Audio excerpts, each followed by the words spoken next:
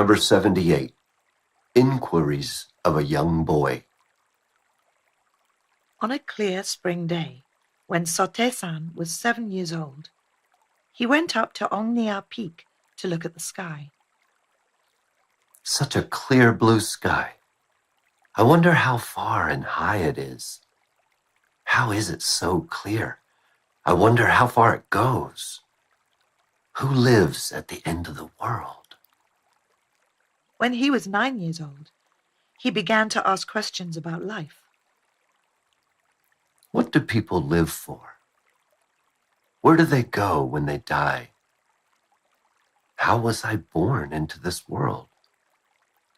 Why are there rich, poor, noble, lowly, handsome, ugly, good, and bad people, even when they are all human beings? What am I? As he began to question these things, his inquiry into the truth was deepened. Number 79. What is a noble person? This story took place after the death of Sote-san's father, Pak Song-san.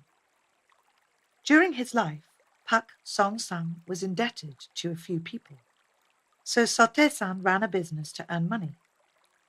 After 3 months, he went into town to visit a rich man to pay the debt.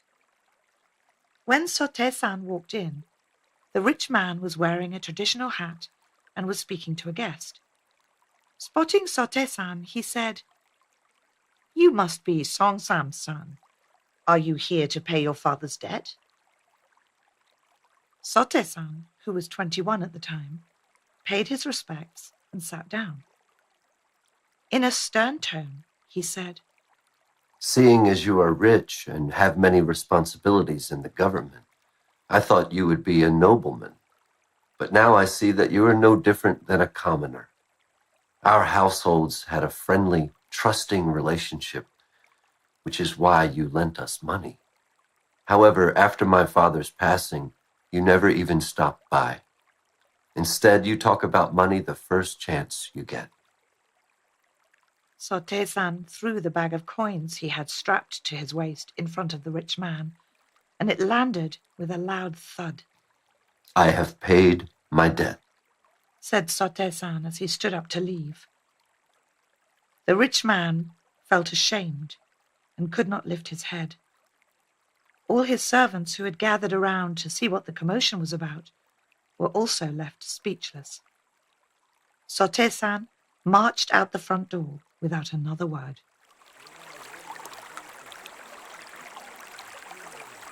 Number 80. Standing still. Before Sote-san attained great enlightenment, he was working as a seller at the market. On a hot summer day on his way to the market, he stopped under a zelkova tree to cool off, eventually going straight into a state of deep meditation. The men who were supposed to meet with Sote-san went to the market on their own after he failed to appear. When they were returning after the day's work, they found Sote-san still standing like a statue under the tree. "What are you doing here?" asked one of the men. Sote-san did not reply. He was so still that they could not tell if he was alive or dead. The men started to shake him. "Wake up! What are you doing?" After a few shakes, Sote-san opened his eyes and looked around. Where is this place? What time is it? "It's Sun Jin-po, and the sun has almost set." Really? What am I doing here? "That is exactly what we want to ask you. Why are you asking us?" I do not know. Why am I here? "Think hard, my friend." Sote-san stared at the men for a while, and then finally said, I remember now. I was on my way to the market and stood under this tree to cool off.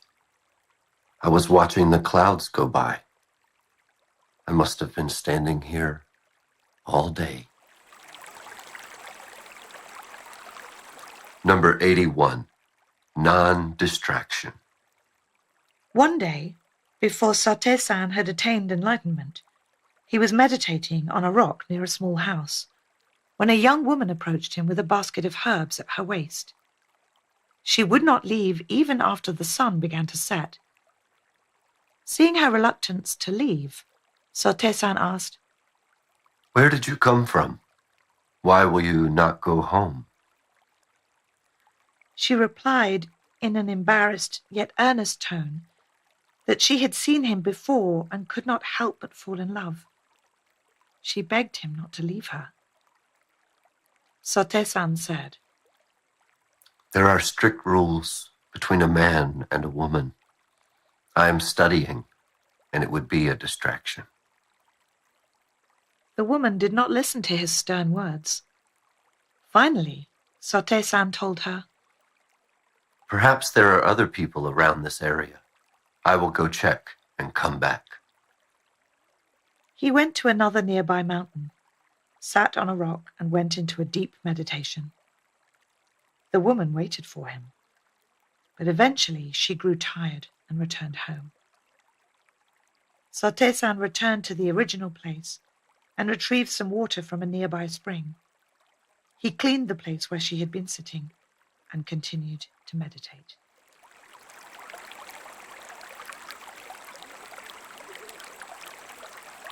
Number 82.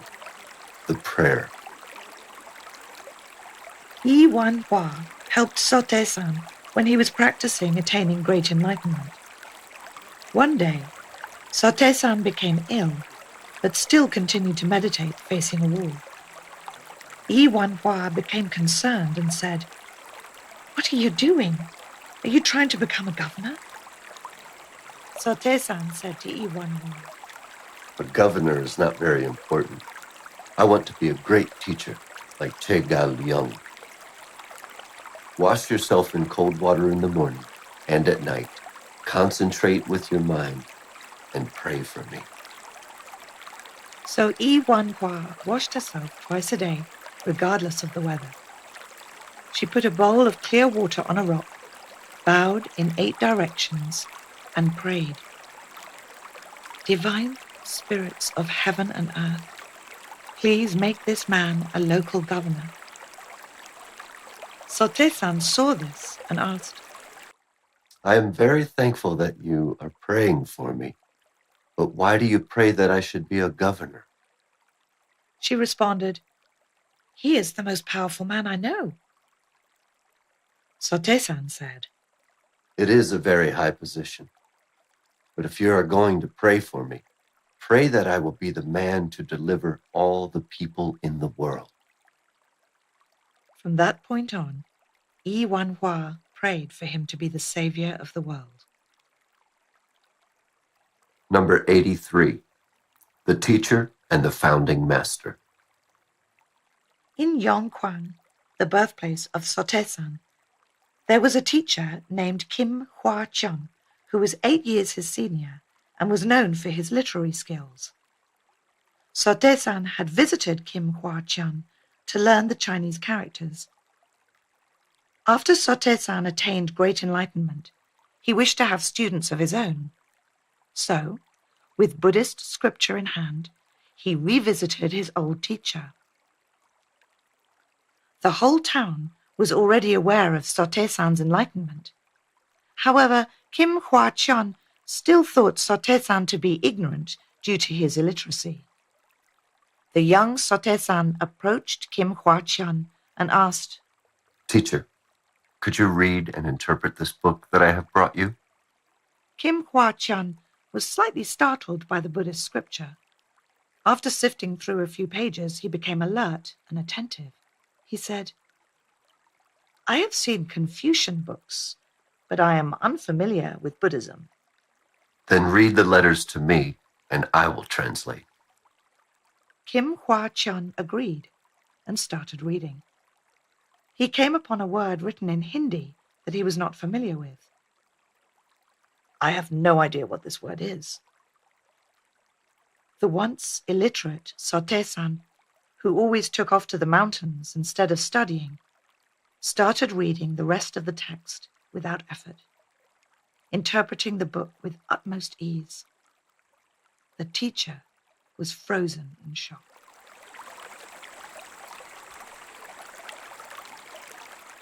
Number 84. The man who carried Sote-san on his back. On a warm summer day, after Sote-san attained great enlightenment, he was walking with Yi Sun-sun when they came upon an old man. The old man saw Sote-san and stared at him in awe. Then he asked, "Young man, where are you from?" After Sote-san replied, the old man offered to carry him on his back. He explained, "I have met many people over several decades and have seen their fortune through their faces. However, I have never seen a person of your stature, build, and demeanor. I would like to get to know you, which is why I am offering to carry you on my back." That day, the old man led Sote-san to a nearby hut, treated him well, and praised him endlessly.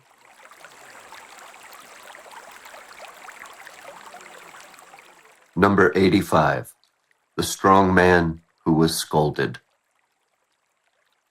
When Sote-san and his 9 disciples started the reclamation work, they would offer townspeople construction work and pay them a fee in return.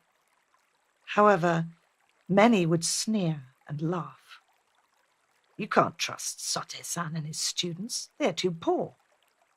Recently, their so-called leader could not even maintain his own household, and none of his students are exceptional. Right now, they're carrying out the reclamation project. Pretty soon they will realize their efforts will come to naught, and they will begin fighting among themselves. In the end, they will all split off in different directions. At this time, in a nearby town, there was a man who was known to be very strong. One day, this man became drunk and told everyone, "My friends, I will go to their construction site tomorrow and make fools out of them all." The next day, this man brought a few friends to the construction site and told Sote-san, "We came to work. I am several times stronger than most men." Sote-san said, Work hard, and I will pay you plenty of money. The man was stronger than 3 men put together, and, just as he had bragged earlier, he began to taunt Sote-san. Instead of listening to Sote-san, he would pour dirt in the wrong place. He planned to pick a fight with Sote-san when he was being scolded. However, Sote-san knew this man's plan and would only watch. Then, suddenly, he struck the strong man's backpack with a stick and shouted, You imbecile! You rely on your meager strength. Who are you trying to fool? The man was shocked. The blood drained from his face and his limbs became stiff. As he stood like a statue, Sote-san said, Take this man over there and let him rest. After a long time, the man recovered as if he had come out of a coma. Am I dead or alive? Where am I? His friends, who had come to work along with him, said, How could a strong man like him lose his mind from just a scolding? After this incident, the man redeemed himself by working several times harder than all the rest. No one came to the construction site to make fun of the project anymore. Number 86. What we should do. After Sote-san attained great enlightenment, he was working on a reclamation project with his students. At that time, the political independence movement of March 1st ignited all over the country, and his students asked him, Master, everyone is fighting for independence right now. as people who have lost our country to Japan, what should we do at this point? Sote-san replied, This independence movement is more than a fight against Japan's oppression. It is the call for our nation's enlightenment. It is a bell urgently calling for the dawn to come.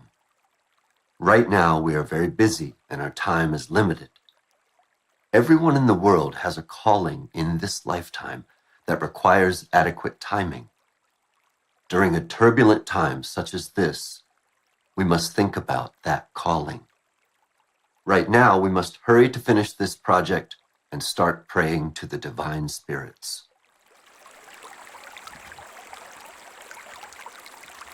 Number 87, Our Buddhas. When Sote-san resided in the One Buddhism headquarters, some people came to say hello and asked him, "Where have you enshrined your Buddha?" Sote-san replied, Our Buddha is outside right now. Wait a while if you wish to see him.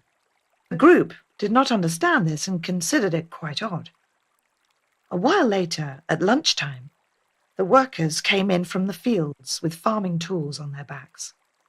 Sote-san pointed to them and said, These are the Buddhas of our community. The people became even more confused.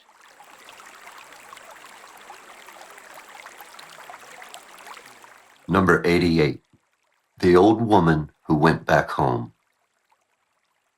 An old, wealthy woman with many children came to the One Buddhism headquarters to meditate. After a week, she paid a visit to Sote-san before leaving for home. If I leave my house, none of my sons or daughters-in-law will even notice if the spices or firewood is stolen from my storeroom. I cannot free my mind and concentrate on my meditation any longer. I must go back home. After she left, Sote-san told his students, A person's obsession is so terrifying. She has tied her mind with an invisible string, and it is dragging her to her own prison. A physical prison in this world is breakable, but one can never escape the prison of your own mind, not even in the next life. If you are so obsessed with your wealth and household, once reincarnated, you will always be born near your old house. If you had good human affinities in your previous life, perhaps you will be reborn as a person. Otherwise, you may be born as an animal or an insect. It is a terrible, fearsome thing. A person should let go of their attachments and obsessions before leaving this world. This is the most crucial thing.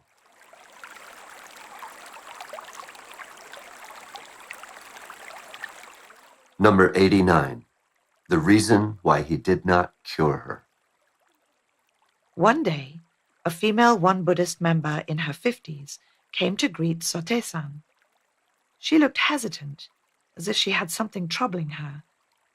And finally she said, "Master, I have been suffering with heartburn for years. Please tell me the remedy."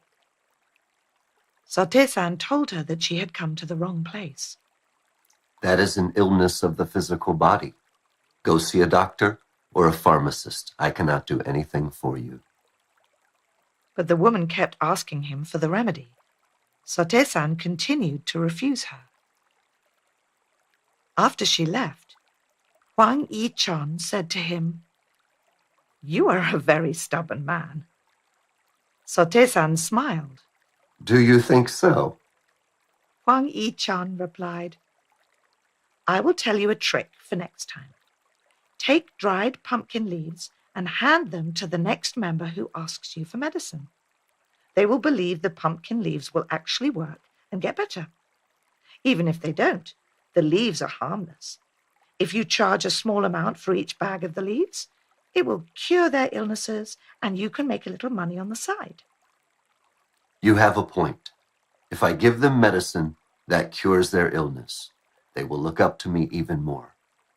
However, when this happens, I will no longer be a teacher of spiritual practice, but a simple drug peddler.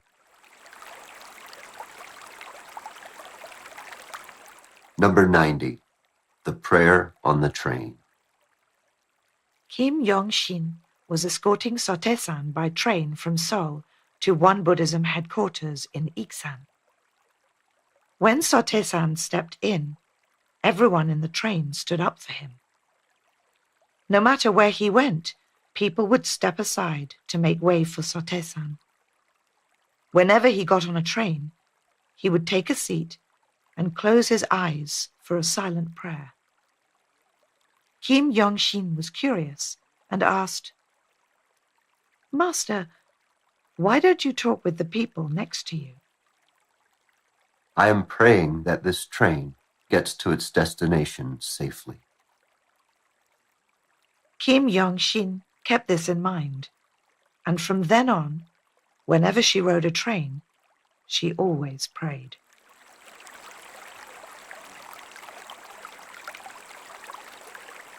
Number 91, cleaning the train bathroom. Sotaesan boarded a train for Seoul with a student. As the train passed Taechan, Sotaesan stood up to go to the bathroom. When he did not return after a long time, the student was worried, so he went to the bathroom. Just then, Sotaesan stepped out. "Master, what took you so long?" I was cleaning the bathroom. "You were cleaning the bathroom?" I walked in and it was dirty. I feel that during the Japanese occupation, the Japanese would say that Koreans are so inferior and ignorant that we don't even know how to use the bathroom. And that is why we lost our sovereignty to them. During a difficult time like this, we must be even stronger and even more able to defend our nation's pride and honor. Number 92, failing the Buddha test. When Sotaesan was visiting Seoul, all the residents heard that the living Buddha was coming, and so they gathered to see him. They became disappointed and left after seeing Sotaesan's unexpected human-like aspects. At lunchtime, lettuce and other food was served. Sotaesan quite enjoyed it. When the people saw him, they thought, "What Buddha enjoys food so much?" Sotaesan visited the bathroom after his meal. The remaining people thought, "We've been fooled," and ran away. When Sotaesan returned to the One Buddhism headquarters in Iksan, he told Hwang Ichon, Ichon, I went to Seoul and failed the Buddha test. Even a person better than I would have failed. Everyone ran away from me. Number 93, the Japanese surveillance and difficulties for One Buddhism. When One Buddhism was introduced to the world and the order became increasingly organized, the Japanese surveillance became stronger. Whenever Sotaesan moved locations, there were undercover policemen following him. Kim Yong-shin described that time in this way. Whenever Sotaesan came to Seoul, we led him to a house in Kaedong. Upon his arrival, all the members in Seoul would gather there. Yi Tong Jinhwa would wear a pretty blue skirt and bow gracefully. Kim Sam-ne-hwa would also bow sincerely to Sotaesan. Aunt Yi Kong-chu would wear a fashionable head covering as well as Western clothes. I would always stand behind Sotaesan to fan him. While all these ladies entered the building to listen to Sotaesan, we never knew that there were Japanese policemen spying from a small hill behind the house. Then, one morning, we discovered that Sotaesan had disappeared. He left to go to Iksan without telling anyone. I thought about how strange this was as I was packing my book bag to go to school. Then, a Japanese detective came in to search the house. Who was that man yesterday? Him? He is my uncle, I answered in fluent Japanese. Whenever someone asked this question, I always said he was my uncle. My mother and aunt would say he was their brother, and my grandmother would say he was her nephew.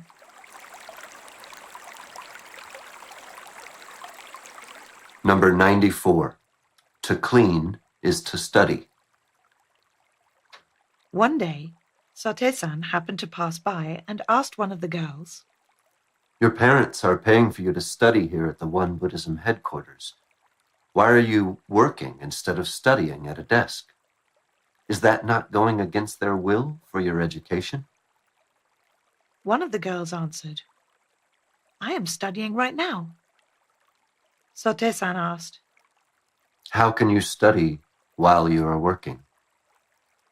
One girl replied, To sit down and study, like you say, is to study the ethical philosophy. However, working is to use that knowledge in real life. Sate-san responded, You are right. In the past, practitioners of the way would often waste their time memorizing scriptures, but would not carry out that knowledge. Scriptures are like signposts. True practitioners of the way do not stare at the signpost. They actually follow the sign and go on their way along the path. You have chosen the correct way in your studies. Number 95. Have you become a Buddha? Kim Kwan-jung would visit the one Buddhist temple and meditate often. If he had questions, he would ask great Buddhist masters. One day, he asked Sate-san, Does an enlightened person exist, even in a chaotic world like this? Sate-san replied, In a world like this, do we not need many enlightened persons?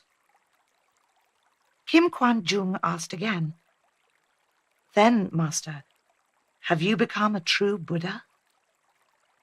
Sate-san smiled and replied, I realize the karmic principle of cause and effect. The biggest sin in this world is to pretend to be enlightened when you are not, and thereby to interfere with many people's futures with this lie. I could establish this religion because I know this principle. Becoming a Buddha cannot be achieved through talking or listening.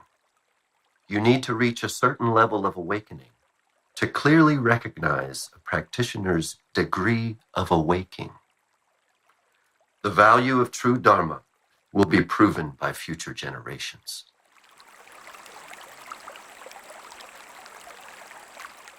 Number 96. Even Buddha cries because he is human. One of Sate-san's first 9 disciples was Kim Ki-chon.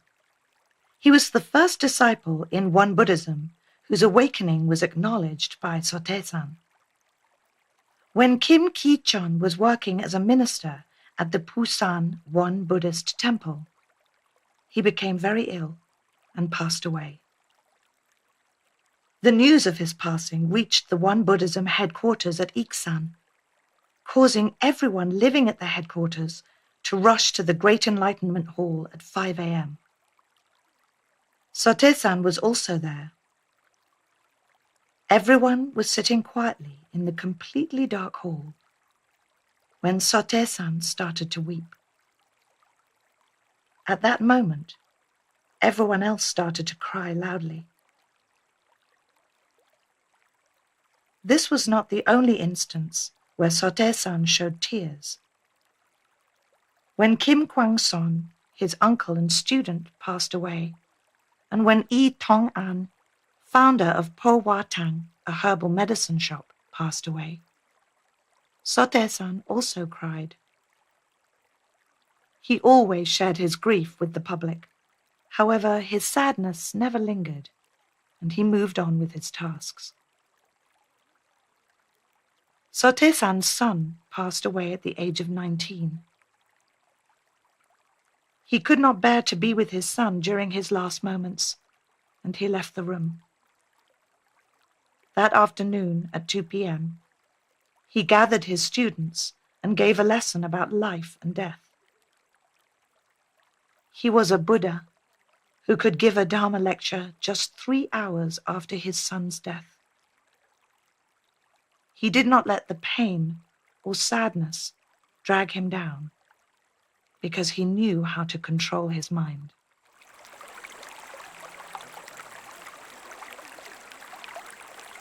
Number 97. After a plane ride. Sote-san said, One time, Changi convinced me to travel by airplane. So I got on an airplane for the first time. When I entered the plane, they had us put cotton balls in our ears and gave us a pen and paper with which to communicate. I was sitting across from Changi, and there were 3 Japanese soldiers sitting next to me. When the plane began to take off, the propeller was spinning very loudly. I looked down and felt like I was in a flimsy bamboo basket and became very nervous. I told Changi to be at ease, and I myself closed my eyes and went into meditation. I was determined not to have my faith or meditation shaken, even if the plane broke down and I fell with it to my death. Once I had this thought, I became peaceful. After a while, Changi shook me and showed me a piece of paper telling me that we had almost arrived. His face was very pale. A short while later, we landed safely at Mokchanpo Airport and finally arrived at Po Wa Tang.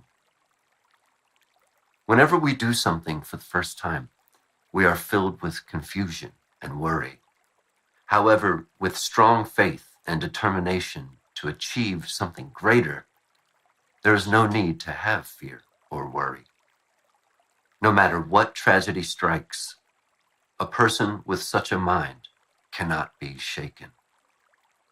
So whenever you are confronted with distractions or disturbances, do not be perturbed.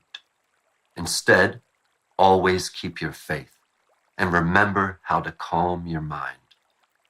Not only will your fears and pains subside, you will even be able to remain calm in the face of death. Faith is truly a great thing. Number 98. You should not waste dirt. Kim Pong-shik was cleaning the yard and had gathered some dirt and dust with his broom. He put the dirt and dust in a sack and was on his way to the dumping ground when Sote-san called from his room. Who is there? What are you carrying? Sote-san walked out of his room and said, Pour it on the ground. Don't you see that you have gathered all this dirt and not just the dust? This dirt was paid for. You cannot be wasteful with this. He sorted the dirt out by hand and poured it into a hole where the rain had washed the dirt away. He hardened the soil with his feet by patting it and stepping on it.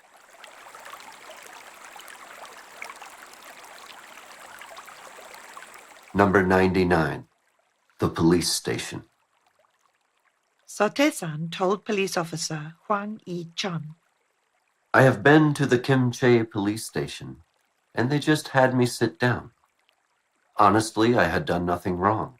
It is not a crime to help people.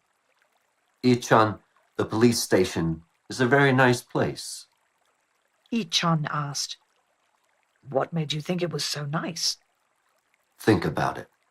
When I stayed there, even though there was very little food, I was still fed 3 times a day. They gave me water when I was thirsty.